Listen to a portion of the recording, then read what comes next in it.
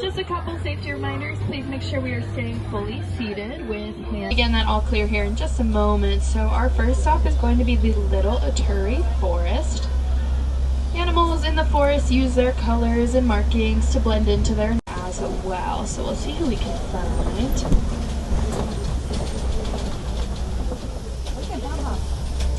Alright, can see some animals out and about already.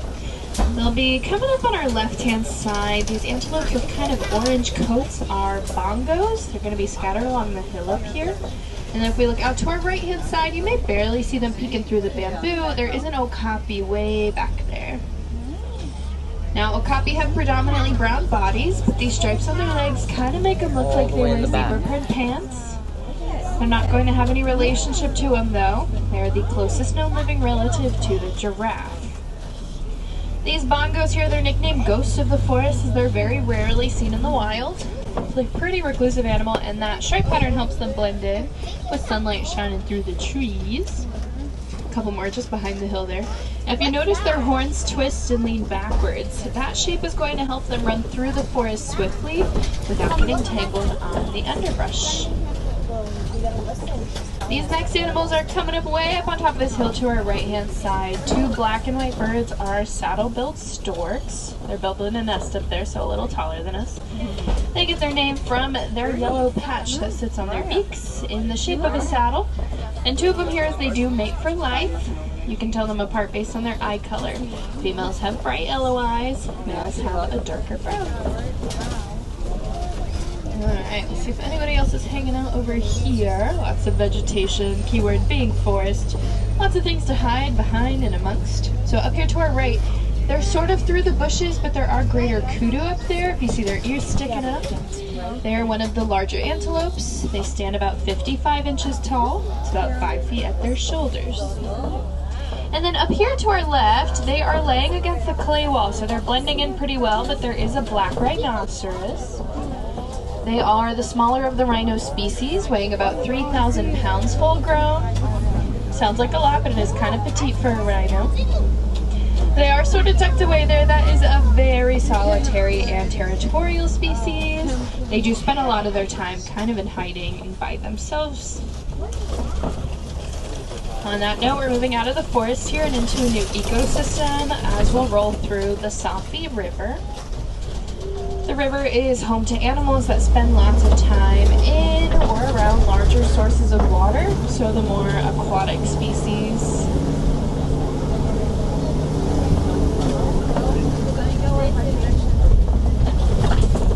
Alright, well first take a look down to our right-hand side. I can see some pink-backed pelicans.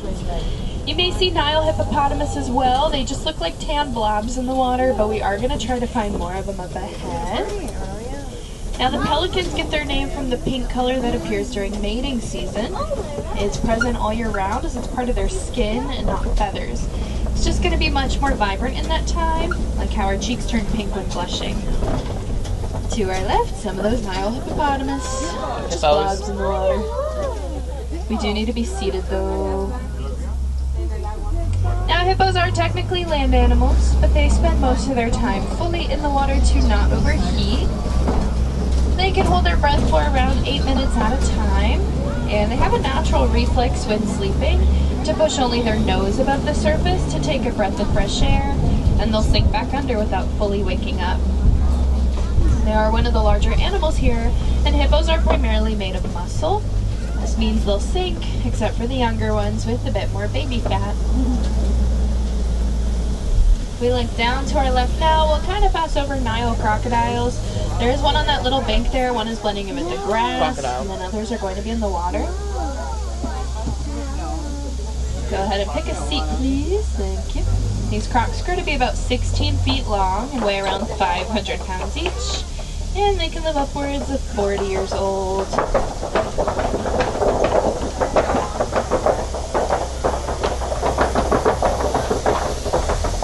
Crocodiles make pretty notorious predators in Africa, but they make pretty decent parents as well. Both mother and father crocs will gently roll their babies' eggs in their mouths and poke little holes in them to help them hatch. Once hatched, those babies can stay in their mouths and kind of use their parents as a hiding spot from any potential danger. As we are turning up here on our right-hand side, we'll pass a baobab. These are nicknamed upside down trees as their branches kind of look like roots, and also the tree of life. They can store thousands of gallons of water in their trunks, and they're able to conserve so much by not sprouting leaves for up to 9 months in a year. Now that baobab is a good indicator that we are heading into the savanna. This is the largest part of the reserve, home to a lot of animals you may recognize, but maybe some new ones as well. We're kind of overlooking the western portion here. There are lots of open plains. The tree line really thins out when compared to the forest, so we can see a lot further out in the distance. It's an area that we typically find predators of the savanna. So let's see if we're awake or out and about. Oh, we're snoozing. So just over the bushes, those are African wild dogs. Please sit down, thank you. They're also known as painted dogs for their patchwork-like coats. Can our babies be seated as well, please? Unless your name is Rafiki, we shouldn't hold anyone up in the air. Now, these are one of the most successful hunters of any mammal. Now, they'll take turns chasing down their prey until it drops from exhaustion.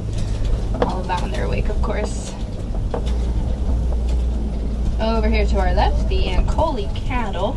And a little further behind them in the trees are some sable antelope. The cattle are also known as Watusi after those that domesticated them.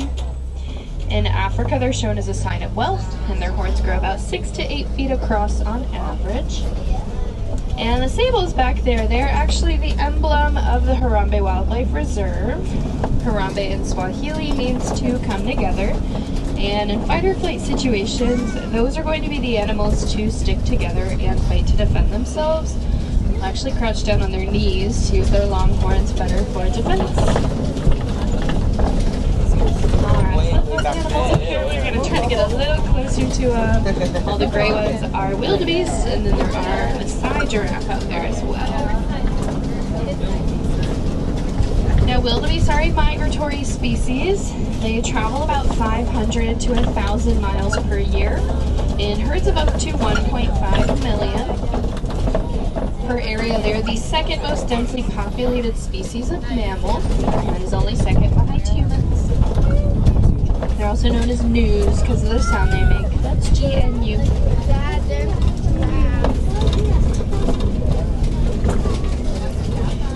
We'll get a better view kind of as we're turning around the corner up here.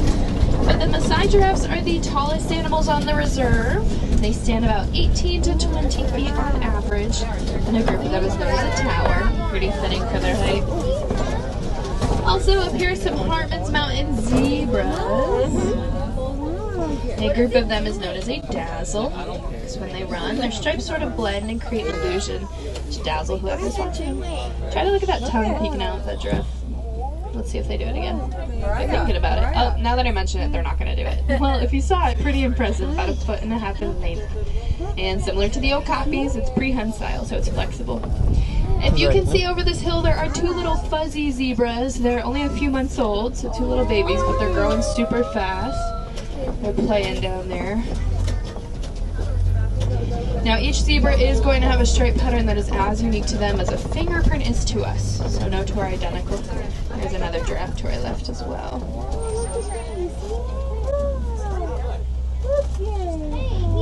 And then you should get another view of some of the zebras down here to our right. Maybe the babies will appear there. They're kind of rambunctious. Some more wildebeest there. Spoiler alert, there is an elephant up here. So we'll find lots of toppled and broken trees. Good sign that we're moving into their territory.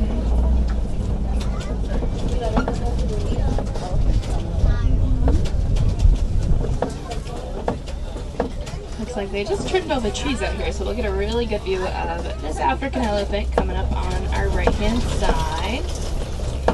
We can tell their species because we are, of course, in Africa. But we can actually tell them apart from others because of the large shape and size of their ears. Kind of a coincidence, but their ears sort of look like the continent of Africa. Now when you see them flapping those, like little wings or Dumbo, that is going to serve as kind of a fan or cooling system for them. When air currents hit blood vessels on the back of those ears, it helps to lower their body temperature by up to 15 degrees. So pretty handy tool to have on some warmer days. And elephants sort of function as bulldozers on the savannah. They'll knock over trees to maintain their habitat and to eat the branches and leaves off of them. On our way, we'll trek through some red clay pits. You may see large footprints on the ground and tusk marks in that clay. Essentially, the elephants will shave away at it with their tusks to grind it down and make it soft. They'll then proceed to eat it, as it's high in minerals and it serves as kind of a daily multivitamin for them. So right away out here there are more elephants. A couple are coming up on our left here. One may be tricky to see, but there's a little teeny tiny one right next to us, like under the bigger one. Gonna keep rolling forward. There's gonna be a little opening through the trees where we may see him kind of behind us, but a little baby there, almost 10 months old. So again, keep an eye over to the left, see if you can see him peeking through back there, and then there are some more elephants up here as well. So they're kind of behind us, but they're walking this way a little bit. So there's that little one. Oh, there's a baby.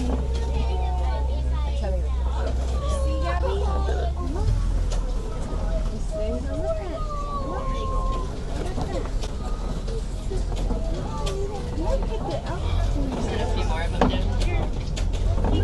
Look at them. There's a baby.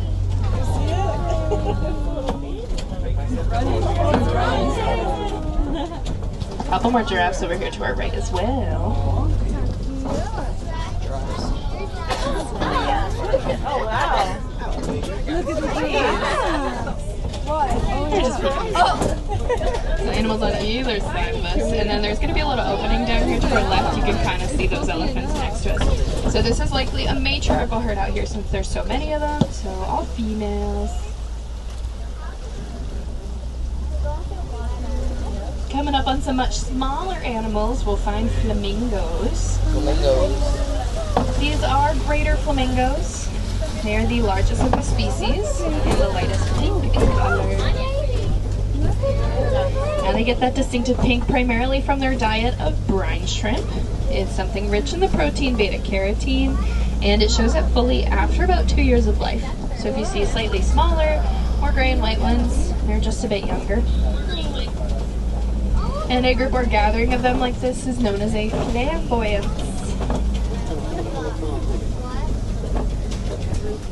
As we are heading even further into the savannah, we'll find a change in terrain.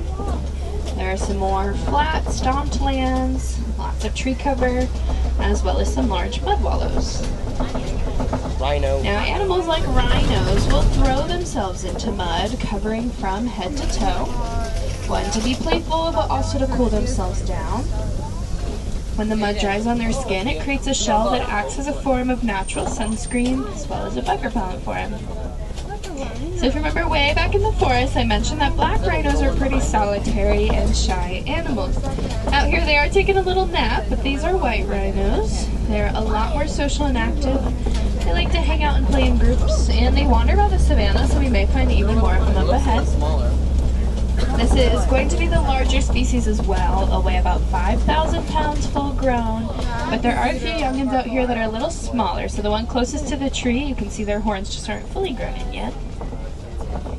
So a couple white rhinos there. Like I said, we might find more of them up ahead. But coming up on our left, this is where we'll find cheetahs. There are two of them like snuggling right now, and then another one is behind a tree, but that one's really hidden. So you can look at these two on the hill. One of them putting their paws on the other. They're siblings, so they're getting cozy. Also an animal hiding over here to our right. I'll slow roll past them if you can see their fuzz through the trees. It's a water buck. They're just kind of sitting up there. They got their name after they were seen near sources of water, drinking lots of it. Now the cheetah is the fastest land animal. It can run up to about 65 miles an hour, reaching that speed in approximately 3 seconds. There is another one, or a couple of them in this back corner here, if you just see their spots peeking through. Now they can only maintain their speed across a few hundred yards, as it does take an extreme amount of energy from them. And when hunting, they rely on that speed more than strength. So their timing has to be near perfect to catch their prey. Cheetahs are technically not considered to be big cats because they can't roar. So they meow, purr, growl, hiss, kind of everything a domestic house cat would do. An animal that does roar, of course, though, is a lion. Here on our left, we're turning around a Kopi rock formation, and they are snoozing up on it. This is what they use as their territory. So that's a male there with his fluffy mane, and then there is a lioness right above him. If you see her ears sticking up, she just moved her paw a little bit. And coming up on our right, I can see another white rhino. They may be hidden a little later because they're kind of standing in the bushes out there. There's another one. So lions are nocturnal animals. They sleep about 16 to 20 hours a day, only getting up for very short bursts of energy at a time. When hunting at night, it is primarily the females that go out, while the male stays back to defend the territory and stays home with the cubs. Their vision's about 6 times stronger at night. During the day, it's comparable to that of a human. Coming up on our left here, these ones are sleeping through these trees, so I want you to look really hard. If you see any fuzzy rocks back there, they are warthogs. They're sleeping, but they're not in the best spot. So again, fuzzy rocks. Oh, it looks like we'll see another rhino down here as well. Warthogs are one of the largest burrowing animals and are very resourceful. Now, while they do dig their own, they'll reuse those of other animals left behind. So some rhinos down here, and then a couple of ostrich up ahead.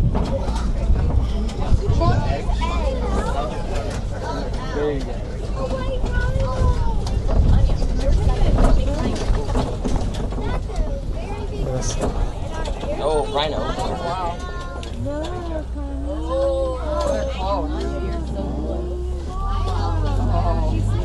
Alright, the ostrich up here, this is the largest bird and fastest animal on 2 legs. They can run up to about 40 miles an hour, and they are birds, so they do have wings, but they're not used for flight. They're more a steering system. And those eggs down there, those are going to weigh about 3 pounds each, equivalent to about 2 dozen chicken eggs. And they are strong enough that the average sized man can stand on them, and they will not break. Now it's trying to make a break for the road, so we're going to scooch on through. We're at biting height. Now we're headed towards the edge of the savannah into Magadi Ostriches Glen. are bullies. This is the latest addition to the reserve. It's home to the warden's post and some Nigerian dwarf goats.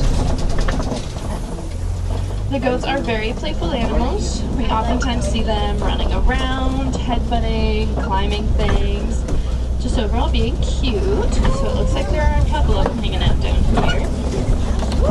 Just being goats. Relaxing. And they are ruminants. This means they have a chambered stomach. It gives them kind of a potbelly appearance, but this is normal for them. Doesn't mean they're bloated or feel bad. Really just says they can eat a whole lot and continuously digest throughout the day. Now they sort of function as little lawnmowers, and they're also a domesticated species here on the reserve, as farmers in Nigeria were able to use them for their milk. It tastes pretty sweet, but it's also high in nutrition and value. So while the farmers had profit and playful pets, the goats had a free place to live, free food, health care, and lots of attention. This relationship between the farmers and goats is a good example of how humans and animals can live together peacefully and harmoniously when done correctly with the right intentions. Now with that, we are approaching the outskirts of the village, so this does mean our safari has come into a close. I do hope you all enjoyed your time out on the reserve. Hopefully saw at least one animal you wanted to, and maybe learned something you hadn't known before. If we have had any wilderness explorers on board, You have been riding on the Simba 1. That is Simba, like the lion, and the number 1. As we are heading up to the docks where we'll part ways, it is a good idea to start gathering all your personal belongings.